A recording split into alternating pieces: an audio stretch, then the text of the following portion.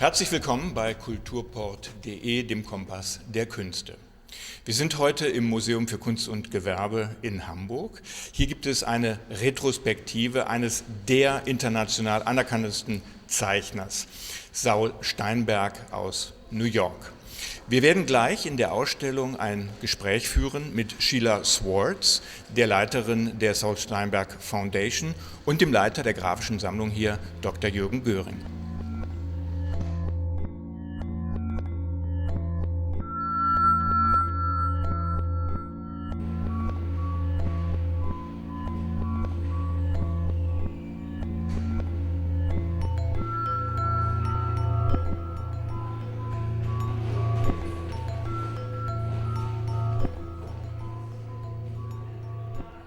Herr Dr. Döring, noch bis zum 1. Juni läuft die Retrospektive von Saul Steinberg hier im Museum für Kunst und Gewerbe in Hamburg.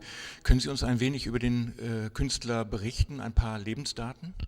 Saul Steinberg wurde 1914 in Rumänien geboren, wuchs in Bukarest auf und ging als 19-Jähriger nach Mailand. Das war 1933, als die Faschisten auch in Rumänien Aufschwung hatten. Und Steinberg studierte dann in Mailand zunächst Architektur, lernte so das präzise Zeichnen und hatte schon als Student erste Zeichnungen veröffentlicht, Karikaturen, handfeste, humoristische, fast auch Witzzeichnungen, und wäre dort wohl auch geblieben, wenn nicht auch dort die Faschisten ihm als Juden Berufsverbot verhängten, und er bemühte sich ab 1939 auszureisen und in die USA einzureisen. Das gelang ihm erst 2 Jahre später, es dauerte einige Zeit, bis er tatsächlich ein Visum hatte. Und 1941 lebte er dann zunächst in Santo Domingo für ein Jahr, kam 1942 nach New York, blieb dann dort praktisch bis zum Lebensende 1999, abgesehen von 3 Jahren, die er in der Armee zubrachte, wo er einer Abteilung zugeteilt war, den sogenannten Moral Operations, und da zeichnete er Propaganda gegen die Nazis, auch Blätter, die dann teilweise hinter den Linien abgeworfen wurden. Saul Steinberg kam 1944, 1945 aus dem Krieg zurück, ließ sich in New York nieder und sollte da praktisch für über 50 Jahre, mehr als ein halbes Jahrhundert, leben und arbeiten.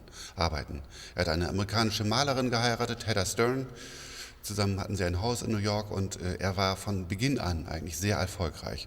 1945 ist schon sein erstes Buch, All in Line genannt, erschienen, das ein Bestseller wurde, und von da an gab es praktisch alle 2 Jahre eine neue Anthologie seiner Zeichnungen.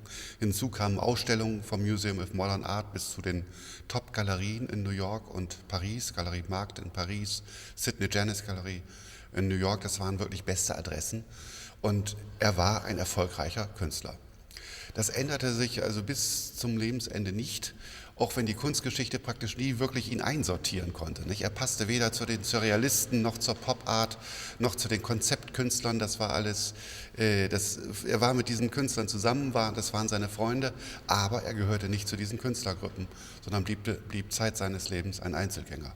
Ja, also genau gezählt wurde sein Œuvre nicht. Es sind auf jeden Fall weit über 10.000 Blatt, wobei es immer eine Sache ist, was zählt man jetzt als eigenständige Zeichnung, was nicht. Wenn man ein Skizzenbuch durchzählt, hat man zack 100, 200 Zeichnungen. Und wenn man dagegen die großen fertigen Blätter nimmt, so sind es dagegen sicher deutlich weniger.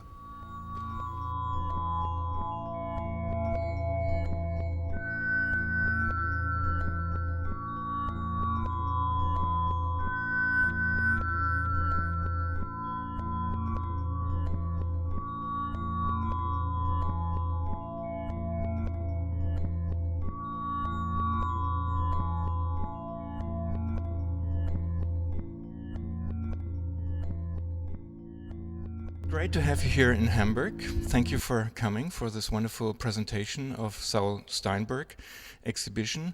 You met him in the 70s, in the late 70s. I think you started to work for him, with him. For a year in the in 1977, and the foundation is very happy to be here in Hamburg and to see this wonderful installation of the exhibition. We're very grateful to the museum and to everybody who's helped make this a success.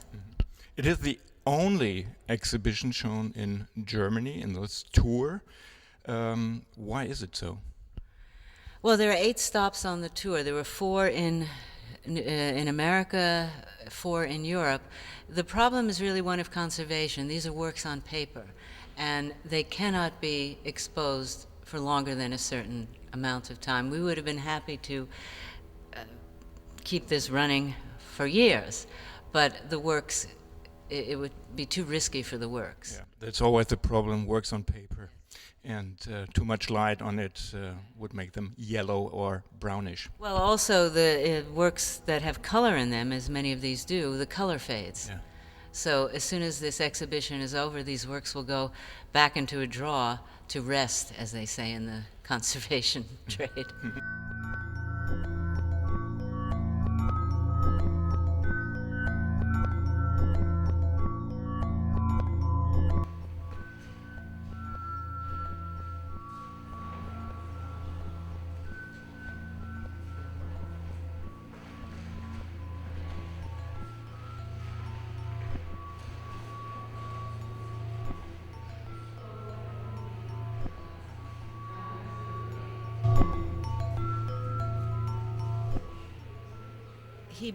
He was an architecture student in Milan, born in Romania. At 19, he went to Milan to study architecture, 1933.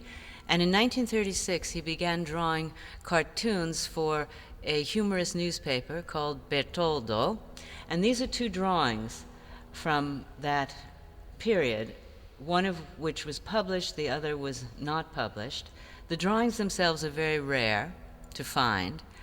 And it's also unusual to find examples of Steinberg's early work because he never wanted people to see them. They're wonderful works, but I think to him they were what I call Steinberg before Steinberg. And he was just as happy that people didn't know this, so they've not been studied very much. There was a thesis in the early 1980s, and we're hoping to republish them because there are in these works all the signs of the Steinberg he became, a kind of economy of line, a clarity, an elegance of the pen stroke. So we're very happy to see these exhibited here. Saul Steinberg immigrated to the United States. Let us talk about his European background. Probably this European background was pretty important for his lifetime work. And some people always say that he came with a fake visa to the United States. The visa was not fake. It's one of those stories he made up to conceal a truth that was really quite painful. He was born near Bucharest. He grew up in Romania. At 19, he went to Italy to study architecture, and then in 1938, when the anti-Semitic racial laws were passed, he immediately started trying to get out of the country. It took him 3 years, and those 3 years were filled with anxiety, fear, as the racial laws became more and more restrictive. He did get his architecture degree in 1940, but it was made out to Saul Steinberg of the Hebrew race, and of course of the Hebrew race meant he could never practice architecture. But he had tried, and it was a very difficult experience. He was even in an internment camp for 6 weeks. So the whole experience of being an immigrant never really left him. And one way in which we see it, Steinberg is famous for his false documents that are made up of what looks like real handwriting, but when you get close is actually purposely illegible, rubber stamps that he made or painted, seals. This photograph is made up of a thumbprint. If you get close enough, you see the actual thumbprint. The background here is made up of decorative stamps. In other words, the whole thing is fake. What is he saying here? He could be saying, we know that he's to a certain extent mocking officialdom, mocking all of the bureaucratic procedures by showing these things to be fake. But we have to remember that these are the very procedures that caught him in a trap from which he almost never got out. And Saul Steinberg was the typical American in that he was an immigrant. And it is this experience that I think enabled him to be what he's often been called, the observer who looks on from afar and sees what the locals cannot see. So he had enough distance to the American way of life, and to also have an overview above the reality. Exactly, exactly.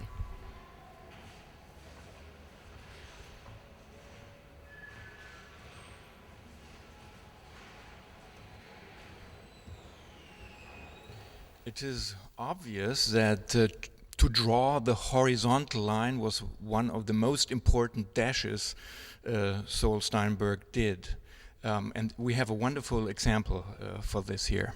Well, Steinberg once said that drawing is a way of reasoning on paper, and it was for him a way of thinking. He also once described himself as a writer who draws. The primary language of drawing is the line, the ink line. And in this work, which is 10 meters long, it had originally been done on a rolled out piece of paper. He began with an artist's face drawing a line, but in reality he began with a single horizontal line drawn through the entire 10 meters of the paper. And then he started to think, he started to reason. And the line then metamorphoses into anything he could think of. It begins with a shoreline, it becomes a laundry line, a railroad track, a line at the sand under the pyramids, I'm skipping some, but a floor line against a wall, a bridge line, becomes the line in an arithmetic calculation, and we go on and on until at the very end, after a lovely man skating on ice, we have the hand again drawing the line. This is Steinberg's signature work because it says what the line meant to him. And always, as you can see here and throughout the exhibition, the line is drawn with absolute economy. There is never, ever an excess. And we're so pleased that the Museum für Kunst und Gewerbe has the space to show it in its entirety, which is very rare. It's only been shown one other time in its entirety, because you can just walk along and study this for hours.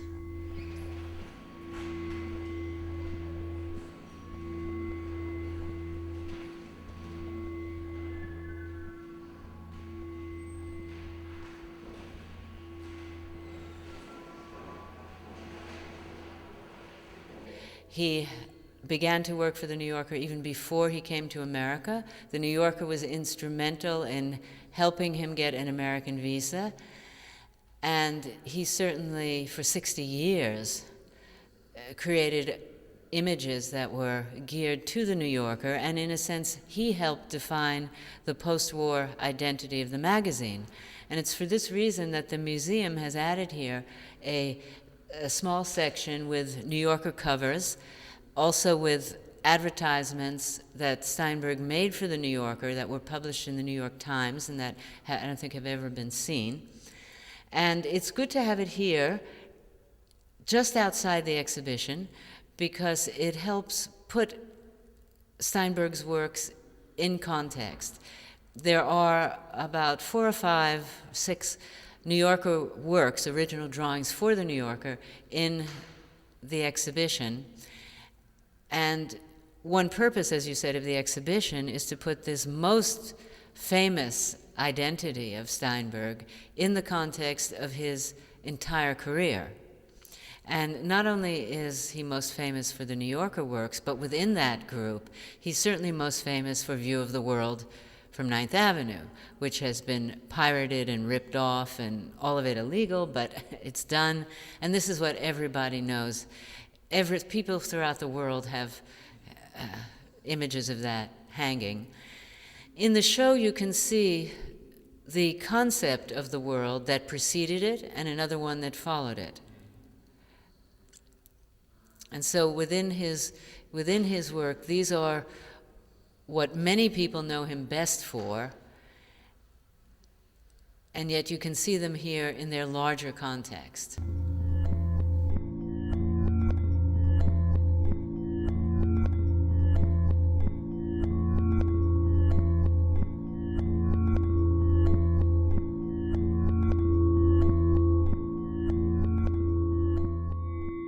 Wir sind am Ende der Sendung angelangt. Ich verabschiede mich aus dem Museum für Kunst und Gewerbe hier in Hamburg. Wenn Sie noch weitere Informationen zu dieser oder vielen anderen Ausstellungen haben möchten, dann schauen Sie ins Internet www.kultur-port.de. Ich bedanke mich und verabschiede mich von Ihnen. Bleiben Sie online.